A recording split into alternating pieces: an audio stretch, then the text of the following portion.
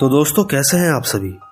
मैं आशा करता हूं आप सभी ठीक और अच्छे से होंगे। हर बार आपका प्यार लगातार आ रहा है, जिसकी वजह से हमारा परिवार बढ़ता जा रहा है। कहानियां किससे किसको पसंद नहीं, रहस्य किसको पसंद नहीं। अब ये सच है या झूठ, ये तो मुझे नहीं पता, पर मेरा काम कहानी सुनाना है। लोगों की आप बीती को आप सभी तक पहुंचाना है। तो अगर आप भी चाहते हैं कि आपकी कोई कहानी अगर आप मुझ तक पहुंचाना चाहते हो, तो मैं मिलूंगा आपको मेरे इंस्टाग्राम पर। मेरी आईडी है महेश आर्या यूट्यूबर। और अगर आप पहली बार इस चैनल पर आए हैं तो सब्सक्राइब करके बेल बटन ज़रूर दबाएं, ताकि हमारे आने वाली हर कहानी कहीं छूट ना जाए। पर याद रहे, हम अंधविश्वास को बिल्कुल भी बढ़ावा नहीं देते, ना ही देना चाहते हैं। हम बस आपके प्यार और मनोरंजन के लिए कहानियां लाते हैं। तो जल्दी से अपने हेडफोन लगाएं और कहानी को पूरा अंत तक सुनने के लिए बने रहें मेरे यानी महेश के साथ।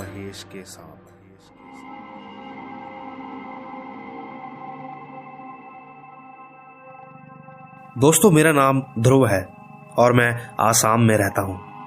और आज जो मैं घटना आपको बताने जा रहा हूं, मैं उसे सोचने से भी डरता हूँ। जैसा कि आप सभी को पता होगा कि असम भी एक पहाड़ी इलाका है और पहाड़ी इलाकों में ज़्यादातर ऐसी घटनाएं होती रहती हैं। लेकिन मेरी कहानी कुछ ऐसी है जिसे मैं आज भी अगर सोचता हूँ तो खुद को बड़ा कोसता हूँ। वैसे मैंने मय थाई बोरन मार्शल आर्ट सीखी हुई है। इसे आप एक तरह से किक बॉक्सिंग भी कह सकते हैं। हमारे गांव में इन सब का टूर्नामेंट चलता रहता है। लेकिन जो मैं खेलता था वो एक जुए की तरह था, लेकिन इसमें भी मज़ा बहुत आता है। तो बात यह है कि हर बार की तरह मैं टूर्नामेंट जीतकर अपने हिसाब का पैसा लेकर अपने कुछ दोस्तों के साथ पार्टी करके घर के लिए वापस जा रहे थे। मुझे अच्छे से याद है, हम 5 लड़के अपनी अपनी साइकिल पर थे, पर हम पैदल ही साइकिल को पकड़कर चल रहे थे। हमें काफ़ी देर पहले ही हो चुकी थी, करीबन 10 या 11 बज चुके थे। लेकिन हम डरते नहीं थे। आखिर हम किसी को भी 2 मिनट में धूल चटा सकते थे। और जहाँ से हम जा रहे थे वहाँ से घर जाने के लिए हमें हमारे रास्ते में से एक बहुत पुराना कब्रिस्तान और एक पुल पार करके जाना पड़ता था। एक तो रात का समय, ऊपर से माहौल एकदम सन्न था। पहाड़ियों के बीच में जंगल और हम 5 फाइटर बेखौफ चले जा रहे थे। कब्रिस्तान आने ही वाला था कि मेरा एक दोस्त मुझसे बोला, ध्रुव, टूर्नामेंट में तो तुझे कोई नहीं हरा सकता, लेकिन अगर तेरा सामना किसी बुरी चीज से हो जाए। मैंने उसकी बात काटते हुए उससे कहा, क्या बुरी चीज? तो वो भूत प्रेतों की बात करने लगा। उसकी बात एक तरफ थी, क्योंकि मैं इन सब में नहीं मानता और ना ही भगवान को। पर वो बार बार इसी बारे में बोलता रहा तो मुझे गुस्सा आ गया। मैंने अपने घमंड से बोला, देख, मेरे सामने अगर कोई भी आया तो मैं उसे हराकर ही दम लूंगा। और वैसे भी तू बात मरे हुए लोगों की कर रहा है, तो वो मेरे सामने क्या आएंगे जो कि पहले से ही मरे हुए हैं। मैं हंसता हुआ इन सब का मजाक उड़ा रहा था। मैं लगातार उल्टा सीधा बोलता जा रहा था। बातों ही बातों में हम कब्रिस्तान के सामने पहुंच गए। मेरे दोस्त ने मुझे चुप होने का इशारा भी किया, पर मैंने उसकी एक ना सुनी, बस मजाक बनाता रहा। कि तभी हमें कब्रिस्तान के अंदर से एक आवाज़ आने लगी। आवाज़ से मालूम होता था जैसे कोई पेड़ की मोटी डाल पर कुल्हाड़ी से लगातार वार कर रहा हो। हम सबने एक दूसरे की तरफ बड़ी हैरानी से देखा, क्योंकि उस पुराने कब्रिस्तान में आज तक कोई नहीं गया। तो इतनी रात को ये आवाज़ें कैसी थी? तभी मेरे दोस्त ने हमें अंदर चलने का इशारा किया। हम सब एक एक करके धीरे धीरे दबे कदमों से उस आवाज़ का पीछा करते हुए अंदर की ओर बढ़ने लगे। थोड़ी दूर हमने एक बड़े से पेड़ के किनारे से झांक कर देखा तो पाया कि एक आदमी, जिसके कपड़े कहीं कहीं से फटे हुए थे, बाल पूरी तरह से बिखरे और अजीब थे, देखकर कोई भिखारी लग रहा था। और वो बुरी तरह से मांस को अपने हाथ में रखे दाव से काटे जा रहा था। तभी मेरे एक दोस्त ने कहा, कि छोड़ो यार, कोई पागल गरीब लगता है, कहीं से चिकन का टुकड़ा उठा लाया है और यहाँ काटने में लगा हुआ है। दोस्त की ये बात सुनकर सबने हामी तो भरी और सर हिलाना शुरू कर दिया। पर पता नहीं, मुझे कुछ ठीक नहीं लग रहा था, क्योंकि ये सब कोई नॉर्मल नहीं था। और ऊपर से वो जो चिकन काट रहा था वो किसी जानवर का नहीं लग रहा था। पर आप यकीन मानो, वो चाहे जो कुछ भी था, हमने चुपचाप जाने का फैसला किया ही था कि उस आदमी ने उस मांस के टुकड़े को कच्चा चबाना ही शुरू कर दिया। ये देखकर हम में से एक को उल्टियां हो गई, उसकी हालत खराब होने लगी। तभी सबने कहा कि छोड़ो, पता नहीं पागल ही है साला, चलो चलते हैं। पर मैंने मना कर दिया, क्योंकि मुझे देखना था कि वो पागल और क्या क्या करता है। मेरे सारे दोस्त वहां से जा चुके थे, मैं अकेला ही उसे ध्यान से देखने लगा। मैंने उस मांस के टुकड़े की तरफ ध्यान लगाया तो साफ साफ पता चल रहा था कि वो किसी जानवर का नहीं बल्कि किसी इंसान का है। ये देखकर मेरे होश ही उड़ गए। उस वक्त मुझे ये समझ नहीं आ रहा था कि मैं डरूं या यहां से भाग जाऊं। बस यही सोचते सोचते अचानक मेरा पैर फिसल गया और आवाज ऐसी हुई कि आसपास कोई भी सुन ले। बस वही हुआ और उस आदमी की नजरें मेरी तरफ पड़ी और उसको मैं दिख गया। उसकी शक्ल पूरी की पूरी लाल खून से भरी हुई थी। उसके मुंह से खून और मांस टपक रहा था। मैं फौरन वहां से पागलों की तरह भागा। मुझे नहीं पता चला कि उस टाइम वो आदमी क्या था। मुझे उससे बचकर वहां से किसी भी तरह से भागना था। मैं पहली बार अपनी पूरी जिंदगी में उस वक्त इतना डरा। मैंने कब्रिस्तान के बाहर पहुंचकर अपनी साइकिल निकाली और रास्ता ऐसा था कि गेट के सामने से होकर ही जाना था। मेरी नजरें कब्रिस्तान के अंदर पड़ी तो वो आदमी अपने दाव यानी चाकू को हिलाकर मुझे अपनी ओर बुलाने का इशारा कर रहा था। अचानक मुझ पर बेहोशी जैसी छाने लगी, लेकिन मैंने जैसे तैसे अपने सर को जोर से हिलाया कि ये सब भूल जाऊं और तुरंत अपनी साइकिल लेकर निकल पड़ा अपने घर की ओर। बस मुझे किसी भी तरह से वो पुल पार करना था। ठीक पुल पार करते ही अचानक मेरी साइकिल की चैन उतर गई। मैंने जल्दी से उतरकर चैन लगाने की कोशिश करी कि तभी अचानक एक ठंडी हवा का झोंका मुझे छू कर निकल गया। पता नहीं, पर मुझे एक अजीब सी ठंडक लगने लगी। तभी मेरे कान में किसी ने सीटी बजाई, लेकिन वहां मेरे अलावा कोई नहीं था। मुझे कुछ भी समझ नहीं आ रहा था कि ये हो क्या रहा है। मैंने तुरंत वहां से साइकिल भगाई और जाते जाते मुझे ऐसा लगा कि जैसे मेरी साइकिल के पैडल भारी होते जा रहे हैं। अब मुझे पता नहीं कि मेरे पीछे कोई था कि नहीं। मैं बस अपनी पूरी ताकत लगाकर साइकिल चलाए जा रहा था। मैं बस किसी भी तरह अपने घर पहुंचना चाहता था और साथ ही मैं खुद को कोस भी रहा था कि आखिर मैं वहां गया ही क्यों, और मैं सबके चले जाने के बाद भी वहीं रहा। आखिरकार मैं किसी तरह अपने घर पहुंच ही गया और साइकिल को बाहर ही फेंक कर सीधा अंदर की तरफ भाग गया और बिना हाथ पैर धोए उन्हीं कपड़ों में अपने कमरे में जाकर सो गया। आज मुझे ऐसा लगता है कि मेरी सबसे बड़ी भूल यही थी।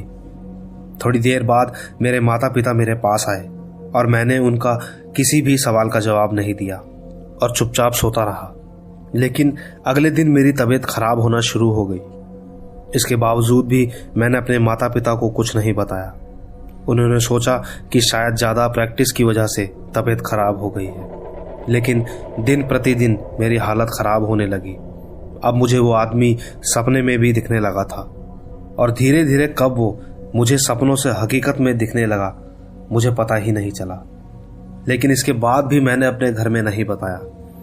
ये बात मैंने सिर्फ अपने दोस्तों को ही बताई, तो उन्होंने मुझे समझाया कि कभी भी ऐसी बातें घर वालों से नहीं छुपानी चाहिए। लेकिन उस वक्त मैं डांट खाने की वजह से नहीं बता पा रहा था। पर मेरी तबीयत लगातार बिगड़ती जा रही थी, जिसकी वजह से मैं अपने टूर्नामेंट में भी नहीं जा पा रहा था और ना ही अपनी मार्शल आर्ट की प्रैक्टिस कर पा रहा था। हर चीज से मेरा ध्यान टूट रहा था।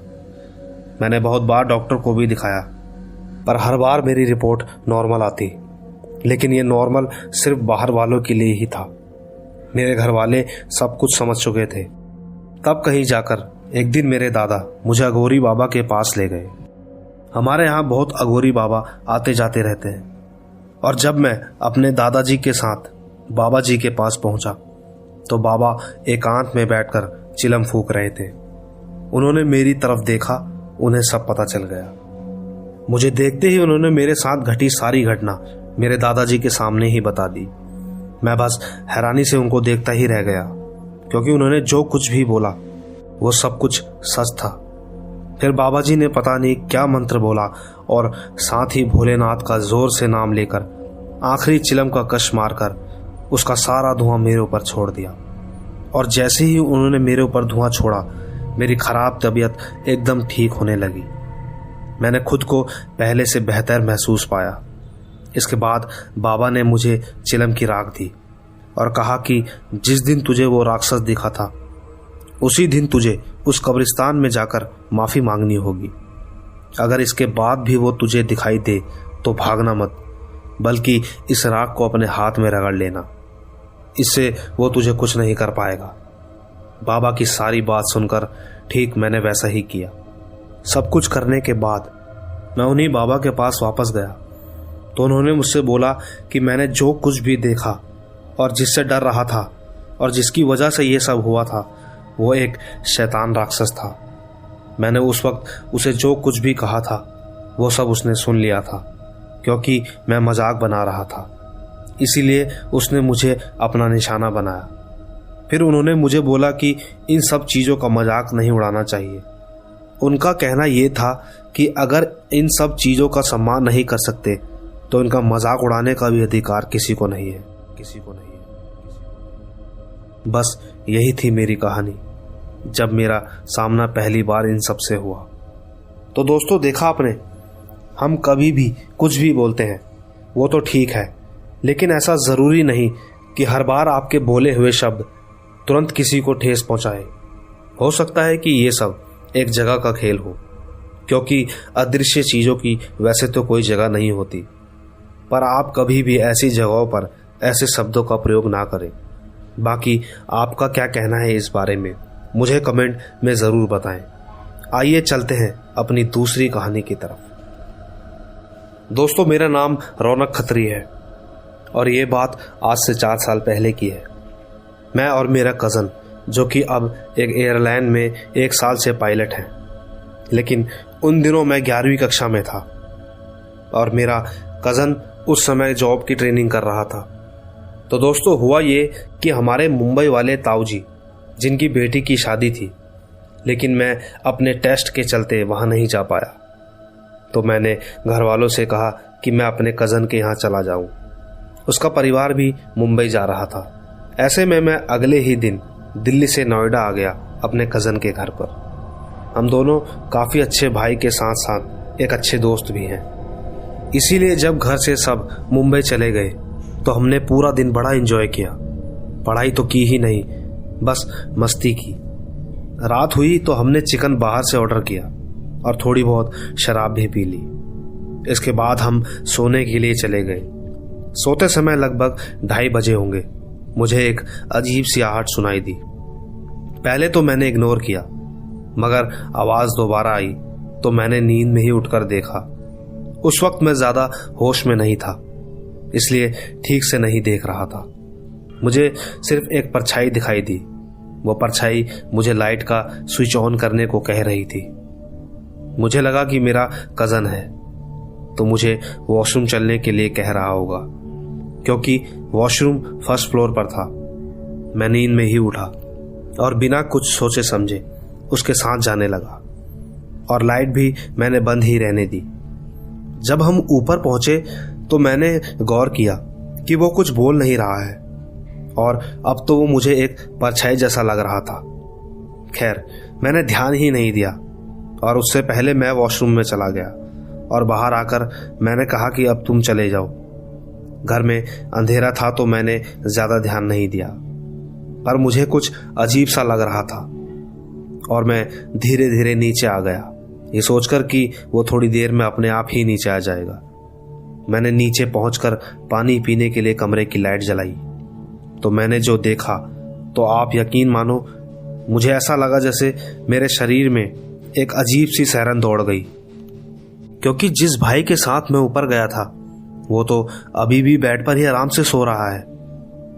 मैंने डरते हुए भाई को उठाया और हाँफते हुए उसे सारी बात बताई। उसने मुझे तुरंत पानी देते हुए शांत किया और कहा कि वो बस तेरा वहम होगा, शायद तूने सपने में ये सब देखा होगा। पर लेकिन उसकी बात मैं जब नहीं माना तो उसने बाहर की लाइट जला दी और हमने ऊपर जाकर भी चेक किया तो हमें वहां कुछ भी नहीं मिला। मुझे भी थोड़ा आराम महसूस हुआ। सोचा शायद मेरा वहम ही होगा। हम दोनों दोबारा सो गए। अभी सोते हुए कुछ ही देर हुई थी कि अचानक फिर से वो आहट हुई। मेरी नींद टूट गई, लेकिन इस बार मुझे एक अजीब सी खुशबू आने लगी। वो कुछ अलग ही खुशबू थी। मैं ना चाहते हुए भी उस खुशबू की ओर मोहित हो रहा था और मैंने उठकर इधर उधर देखा तो मेरी नजरें सामने दीवार पर लगे बड़े शीशे की तरफ गई। मैं बस जैसे का तैसा ही रह गया। मेरी आवाज, मेरे हाथ पैर, मेरी आंखें और मेरा पूरा शरीर जम सा गया था। मेरे सामने के शीशे में मैंने एक लड़की को देखा जो एक दुल्हन के कपड़ों में थी। उसका चेहरा बेहद डरावना था और उसकी आंखों से खून टपक रहा था। ये सब कुछ मैं कुछ ही सेकंड देख पाया। इसके बाद मेरी आंखें सीधा सुबह ही खुली। मैं जैसे ही सुबह उठा तो मेरे भाई ने मुझसे पूछा कि तू बेड से नीचे कैसे गिरा। फिर मैंने उसे सारी बात बताई, पर वो नहीं माना। मेरा डर अब कम नहीं हो रहा था। बार बार मुझे वही सब याद आ रहा था। यहाँ तक कि घर पर वापस आ जाने के बाद भी मुझे कई बार वो मुझे मेरे घर के शीशों पर भी दिखने लगी। वो खुशबू भी कई बार मुझे परेशान करती, लेकिन हाँ, ज्यादातर वो खुशबू मुझे सुनसान रास्तों पर ही आती थी। पर मुझे आज तक कोई नुकसान नहीं हुआ। धीरे धीरे सब एकदम कब नॉर्मल हो गया मुझे पता ही नहीं चला। पर एक बात है जो मुझे आज भी याद रहती है और हमेशा एक रहस्य बनाई हुई है। हालांकि होता तो अब कुछ नहीं, पर अब भी मुझे अक्सर रात के समय शीशे में देखने से बहुत ज्यादा डर लगता है। यही मेरी कहानी है जिसकी शुरुआत और अंत मुझे दोनों ही नहीं पता। दोस्तों, ध्रुव का धन्यवाद करता हुआ आइए हम अपनी तीसरी कहानी की तरफ चलते हैं। दोस्तों, मेरा नाम हाशिम है और मैं दिल्ली में ही रहता हूं। मेरी उम्र उस वक्त 15 साल की थी। मेरे दोस्त के पिताजी की अचानक मौत हो गई। वो हिंदू हैं। उन्हीं का बेटा सचिन मेरा पक्का दोस्त था। हम दोनों अक्सर साथ में ही घूमते थे। उस दिन मुझे अच्छे से याद है, सचिन के पिताजी की अर्थी को ले जाया जा रहा था, तो मैं भी सबके साथ साथ चल पड़ा और वहां जाकर खड़ा हो गया। जैसे ही अर्थी को आग देने का समय आया तो मेरा एक दोस्त वहां से गुजरता हुआ मेरे पास आकर बोला, ले साइकिल चला ले और घर चलेगा तभी दूंगा। मैंने तुरंत हाँ कह दिया और उसको बैठाकर साइकिल चलाने लगा। पूरे रास्ते में मैं जरा सा भी नहीं थका, लेकिन घर पहुंचते ही थकान से नींद आने लगी और मैं आराम से सो गया। मुझे नींद में एक लड़की दिखाई दी तो वो मुझसे बोली कि अब तू मरा, अब तू नहीं बचेगा। साथ ही उसका चेहरा बड़ा अजीब था। उसकी आंखें अंदर की तरफ धसी हुई थी। मैं डर के मारे एकदम से उठा। उठते ही मुझे ऐसा लगा जैसे मेरा शरीर भारी सा हो गया है। मैं रोने लगा, पर यह बात मैंने अपनी अम्मी को नहीं बताई। बताता तो बहुत डांटती, कहती कि तू आखिर वहां गया ही क्यों, क्योंकि ऐसी जगहों पर बच्चों का जाना मना होता है। अम्मी ने मुझे जब देखा तो मुझे बुखार से पाकर तुरंत मुझे डॉक्टर के पास ले गई। मुझे 104 बुखार था, जो कि मेरी दवाइयाँ खाकर भी नहीं उतरा। तब मैंने सोचा कि अम्मी को सब बताता हूँ। मैंने पूरी बात अम्मी को बताई। अम्मी मुझे सीधा मौलाना जी के पास लेकर गई। उनके पास पहुंचकर मैं अजीब तरह से बड़बड़ाने लगा। उन्होंने कुछ आयतें पढ़ी, तब जाकर कुछ घंटों बाद मुझे अच्छा महसूस होने लगा। फिर मौलाना जी ने कहा कि शमशान घाट से 7 कंकड़ लेकर बाहर को जाते समय पीछे की तरफ फेंकने पड़ते हैं, जिससे कोई बुरी बला पीछे नहीं आती। शायद यही मेरी गलती थी। दोस्तों, एक बात मैं आप सभी को बता दूं कि अगर आपको कभी भी ऐसा लगता है कि कहानियां छोटी हैं, तो मैं ये कहना चाहता हूं कि सच्ची घटनाएं अक्सर छोटी भी तो हो सकती हैं, क्योंकि लंबे समय तक तो कोई कोई ही बीमार रह पाता है और अक्सर हम सब अपने दोस्तों या किसी से भी कुछ घटनाएं को सुनते हैं तो अक्सर वो कुछ ही पलों में ख़त्म हो जाती है। खैर, जिस तरह कहानियां मुझ तक पहुंचती हैं मैं आप तक ले आता हूं, कभी बड़ी तो कभी छोटी, पर सिलसिला हमारा यूं ही चलता रहे। तो चलते हैं अपने आखिरी किस्से की तरफ, जिसे आयान शेख ने मुझे भेजा है। वो कहते हैं कि एक बार ऐसा हुआ, गर्मियों के दिन थे तो पिताजी अक्सर छत पर ही सोया करते थे। एक बार की बात है, मुझे गर्मी लगी तो मैं रात को 2 बजे उठकर मैंने सोचा क्यों ना मैं भी ऊपर जाकर सो जाता हूँ। और जब मैं छत पर पहुंचा तो मैंने देखा कि एक औरत मेरे पिताजी के पास बैठी हुई थी और पिताजी आराम से सो रहे थे। ये देख मैं सोच में पड़ गया कि आखिर ये कौन है। वो मेरी तरफ आई और मुझसे पूछने लगी कि तुम कौन हो। मैंने कहा कि मैं अपने पिताजी के साथ सोने आया हूँ। तो वो मुझसे बातें करने लगी। वो मुझसे पूछने लगी कि मैं क्या करता हूँ, कौन सी क्लास में पढ़ता हूँ, वगैरह वगैरह। ऐसे ही दिन बीतते गए। 8-10 दिन तो वो मुझे छत पर ही दिखती, पर वो कहाँ से आती थी मुझे आज तक समझ में नहीं आया, क्योंकि और कोई रास्ता भी तो नहीं था छत पर आने का। फिर एक रात मेरी बहुत ज़्यादा तबीयत खराब हो गई। मेरे घर वालों ने मेरा बड़ा इलाज करवाया, पर कोई फ़र्क नहीं पड़ रहा था और वो औरत भी कहीं गायब हो गई थी। घर पर सब परेशान होने लगे। तब जाकर मुझे आखिरकार मौलाना जी के पास ले जाया गया। उन्होंने बताया कि इस पर एक औरत का साया है जो कि तुम्हारे घर की छत पर है। फिर उन्होंने मुझे एक ताबीज़ पहनाया।